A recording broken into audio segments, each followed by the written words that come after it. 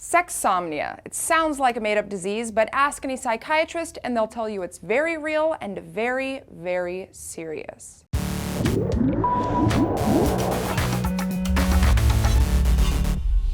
Hey guys, Tara here for DNews with what is quite possibly one of the weirdest afflictions we've seen yet here on the show. A man from Sweden was recently acquitted of rape after it was revealed that he suffers from sexsomnia, which is a fancy way of saying sleep sexing. According to officials, the man had no recollection of the incident and was completely asleep while it happened. Turns out his ex-girlfriend also tried claiming that he once had sex with her while asleep, but she stopped him, at which point he woke up acting confused and asking what had happened. Now, whether or not you believe this guy's story, it turns out sexsomnia is a very real disorder, and this isn't the first time it's been used to acquit someone of rape charges. So what is sexsomnia, and how common is it really? Well, the disorder was first described in 1996, but the actual term sexsomnia wasn't coined until 2003, when researchers published an article in the Canadian Journal of Psychiatry describing 11 different cases of people who had engaged in sexual behaviors while asleep. Technically, it falls into the category of parasomnias, sleep disorders, which is what happens when your brain gets caught in between the stages of falling asleep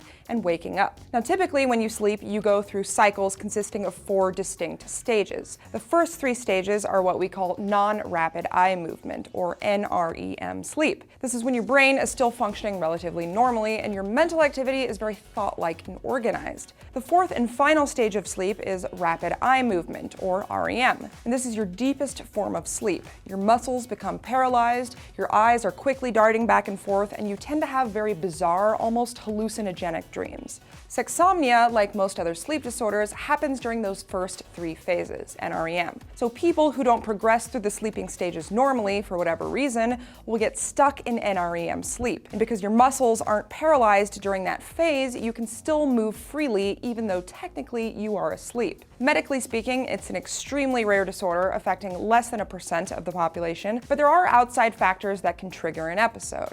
Stress, sleep deprivation, sleeping pills, excessive consumption of alcohol or drugs, and physical contact with another person in bed can all increase the likelihood of an episode occurring. The 2 most common types of parasomnia, sleepwalking and sleep talking, typically coexist with sexsomnia. So for cases like the one in Sweden, doctors will usually look for a history of those other disorders when determining their diagnosis. Unfortunately, as devastating as sexsomnia can be for its sufferers and their victims, there's really no cure for the disorder. Most doctors just recommend that you completely avoid any and all triggers. But in extreme cases, the first line of treatment is usually clonazepam, also known as Klonopin here in the US. Sadly, that's only a short-term solution since Klonopin is a benzodiazepine, which is one of the most highly addictive classes of drugs out there.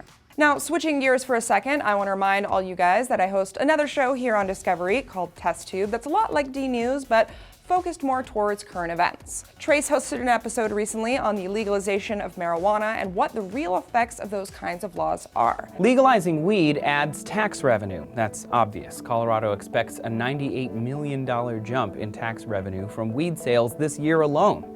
Legalizing weed also adds jobs. It's estimated by the marijuana industry group that about 10,000 people now work in the weed industry in Colorado. In the meantime, let us know in the comments below if you or anyone you know has ever suffered from sexsomnia. That's it for me, but as always, thank you guys for watching.